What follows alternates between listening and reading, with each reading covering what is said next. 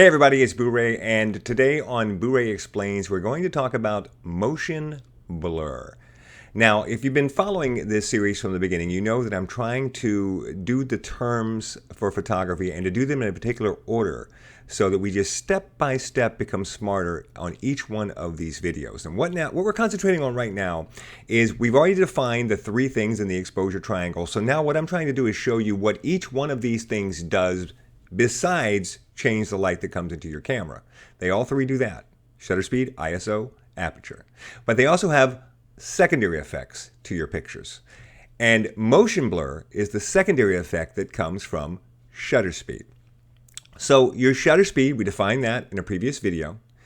And you think to yourself, well, what does it matter what shutter speed I use? Well, it matters in a couple of different ways, and motion blur is probably the biggest way that your shutter speed matters.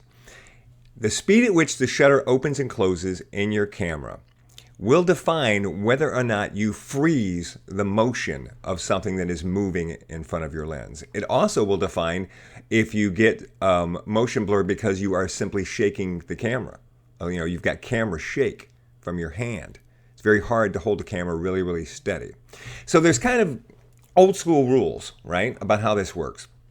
For example, for years, the rule was that you wanted your shutter speed to at least be equal to the focal length of your lens. And what does that mean? Well, it's pretty simple. If you had a 50 millimeter lens on your camera, 50, then you wanted to have your shutter speed be at least 1/50th of a second. Because anything lower than 1/50th of a second, and you would be in danger of having motion blur from your hand shaking. So let me pull that out and show you. Like, this is a heavy camera. It's a pretty heavy camera, right? And I've got this lens on. This is a variable lens, but it's about the equivalent of, say, 60, 70 millimeter lens in terms of its focal length.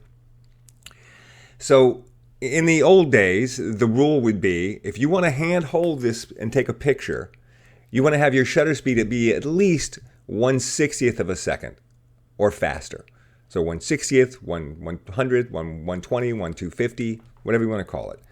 That was the general rule. Once you got below 1/60th of a second, you were in danger of motion blur from your shake on the camera.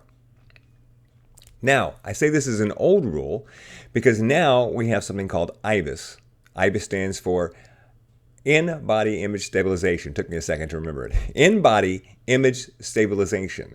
And what IBIS does is it has a series of motors and gyroscopes in your camera, and these try to keep your lens element from shaking. Even though your hand is moving a little bit, the lens element stays in place. It's very, very cool technology. And as a result, you can hand hold a camera now, usually much, much lower. And they will rate IBIS according to how you can do it. They'll say this IBIS is a 5-stop IBIS. So a 5-stop IBIS would be, if normally you couldn't hold this below 1/60th, well, 5 stops would be 1/30th would be a stop, 1/15 would be a stop, 1/7th would be a stop, so forth. So when you got to 5 stops, what they're claiming is that you can hold this camera 5 stops slower on the shutter speed and still not have motion blur. It's huge, huge, right? So that's one part of motion blur, the camera shake. And determining what your shutter speed should be to keep from shaking your camera is many times a personal preference, because some people can hold their camera more steady than other people can hold their camera. So you have to figure out for yourself what works for you and your hands and the weight of the camera. Now, the other end of the spectrum when it comes to motion blur is the thing you're taking a picture of.